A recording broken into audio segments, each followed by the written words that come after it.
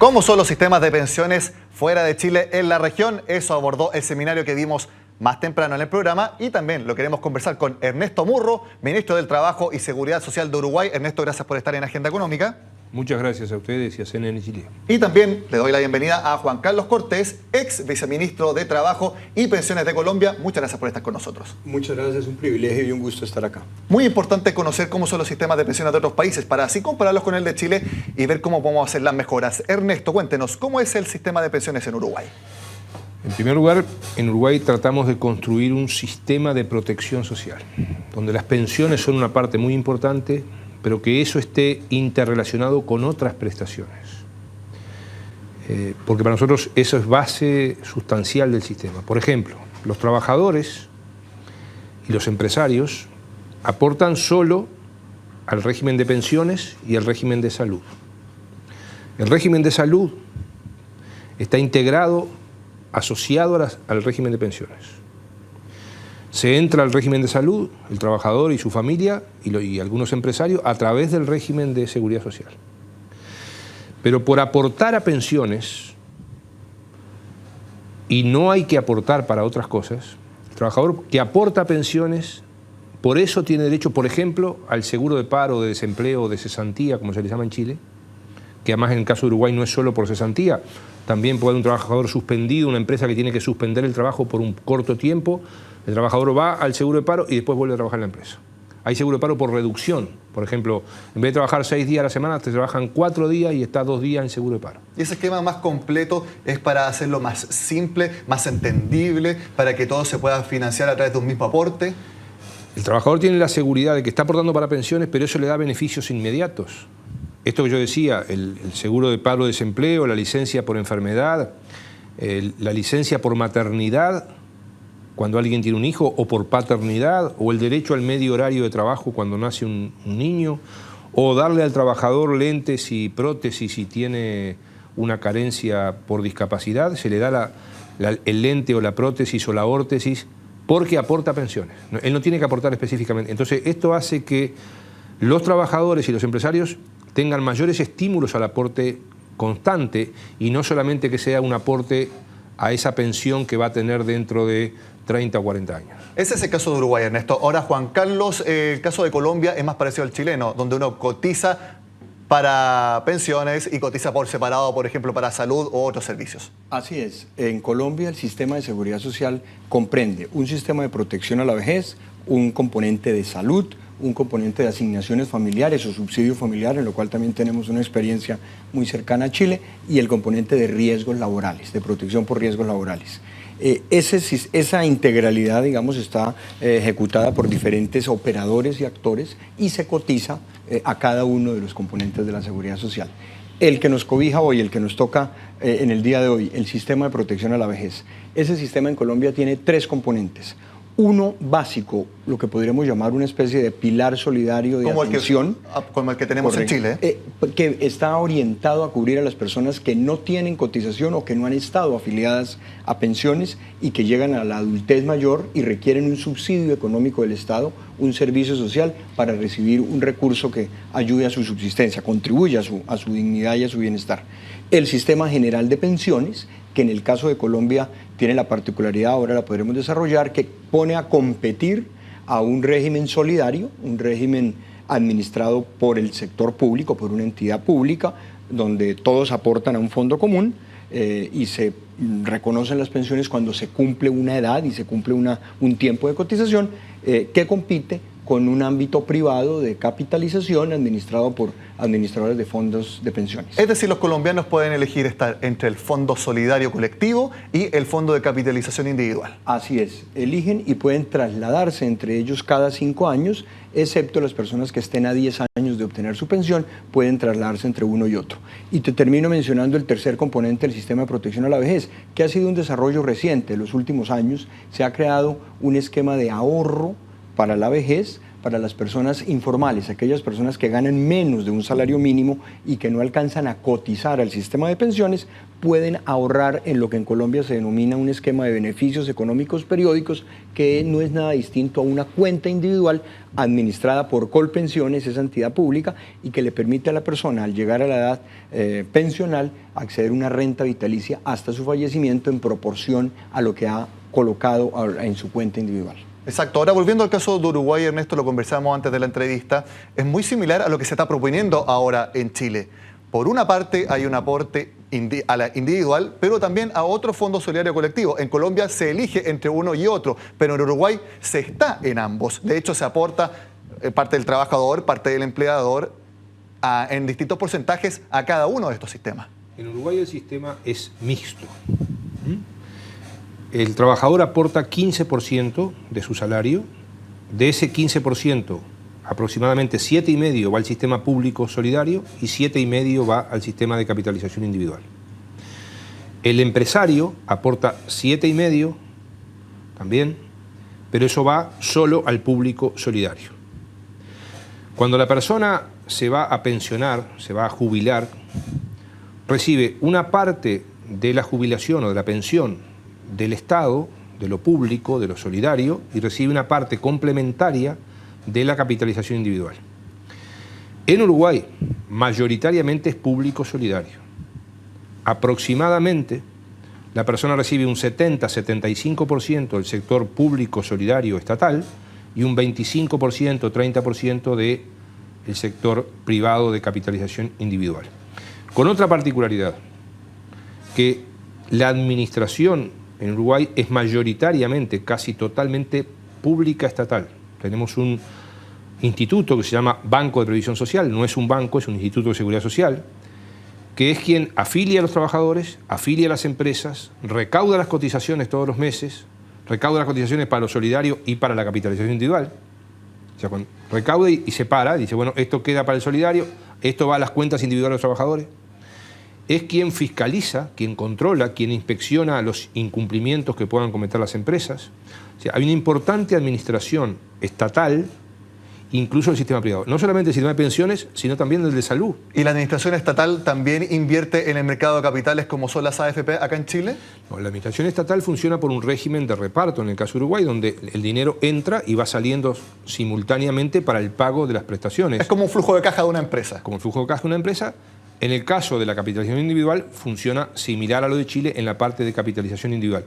Pero con una diferencia también, que es que el Estado, nosotros gobernamos el país desde el 2005, tenemos un gobierno que es el gobierno del Frente Amplio, que yo integro desde el 2005, y desde el 2005, ¿qué venimos haciendo?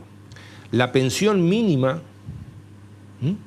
lo mínimo que debe ganar un jubilado, un pensionado, bueno, hoy es $315. Si ese pensionado además tiene capitalización individual, se le agrega la capitalización individual a los $315. Si tiene solo lo público, cobra $315 como mínimo. Y eso lo están cobrando solamente el 20% de los pensionados. El 80% cobra más de $315. De hecho, usted lo mencionábamos antes de la entrevista, la tasa de reemplazo en Uruguay es cerca de 65% actualmente. Sí, es más del 60% del salario. Y eso es una cosa muy importante que se ha logrado, porque en Uruguay recordemos además que desde 1989 todas las pasividades, todas las pensiones, incluidas las de ahorro individual, deben ajustarse según los salarios. Eso es la Constitución de la República. O sea, anualmente todas las pensiones deben aumentar según los salarios. Esto que yo explicaba de que la mínima son $315, no solamente es para los nuevos pensionados, es para todos los pensionados que hay en Uruguay. O sea, en Uruguay hace 10 años atrás había gente que cobraba $50 de pensión.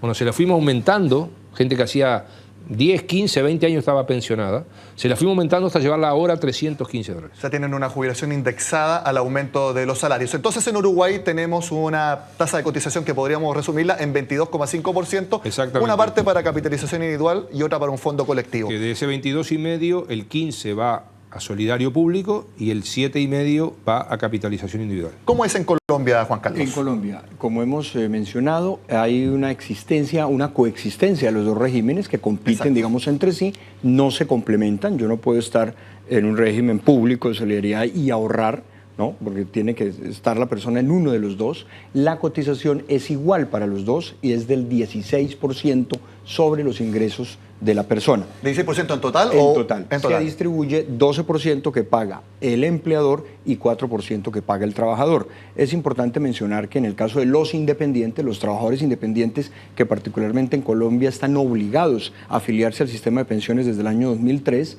la cotización la asume en la totalidad el independiente. Eso quisiera preguntarles a ambos. Los independientes, acá en Chile se ha intentado hacer, gobierno tras gobierno, de que los independientes coticen, pero siempre, como decimos acá en Chile, se chutea 2 años, 2 años. Ahora nuevamente también pasó lo mismo. ¿A ustedes creen, Juan Carlos, es importante y es fundamental que los independientes todos coticen sin excepción? Es fundamental. Es un gran reto. Como le mencionaba, en Colombia en el año 2003 se hace obligatoria la cotización al sistema de pensiones, pero hay que generar una serie de incentivos, de estímulos y también de aportes estatales para fomentar la afiliación de los trabajadores independientes a la seguridad social y particularmente a las pensiones. En Uruguay desde 1954 la seguridad social es obligatoria. Por tanto, quien no está cotizando está cometiendo una ilegalidad. Hemos avanzado mucho, nosotros en estos últimos 11 años de gobierno hemos bajado del 40% a aproximadamente el 20% la informalidad. La hemos bajado a la mitad, hemos bajado la morosidad, se ha aumentado notoriamente la recaudación de cotizaciones en Uruguay. Tenemos una informalidad, reitero, del orden del 20-25% según cómo se mida, medida en personas. Es una informalidad del orden del 18% medida en plata, en dinero.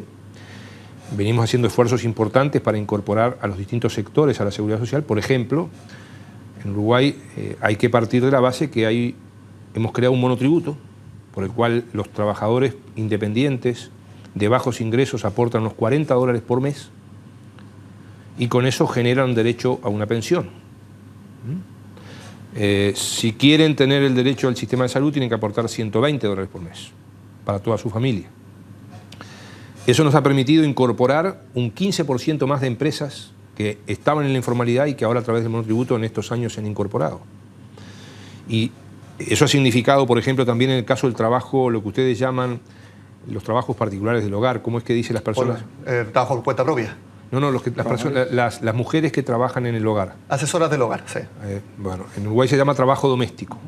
En Uruguay, por ejemplo, ha habido también una importante incorporación de esas trabajadoras domésticas remuneradas, trabajo en el hogar, trabajos particulares en el hogar, que hemos, a través de un régimen, creado para que esas personas tengan derechos. Tengo mi último tema porque se nos acaba el tiempo. Juan Carlos, edad de jubilación. ¿Cuánto es en Colombia? Acá en Chile son 65 años para los hombres y 60 en mujeres. ¿Allá cuánto es? 62 para los hombres, 57 para las mujeres. ¿Usted estaban hablando de poder subirlo? ¿Cómo es la discusión allá? Realmente este es el resultado de la reforma última que se dio al sistema de pensiones y en principio la edad no está sometida ahora a una discusión. Se ha debatido sobre la homologación de las edades para que sea igual hombres, mujeres, pero sí quisiera mencionarte un punto que es fundamental en el caso de Colombia y es la lucha contra la informalidad. El ministro Murro lo ha señalado.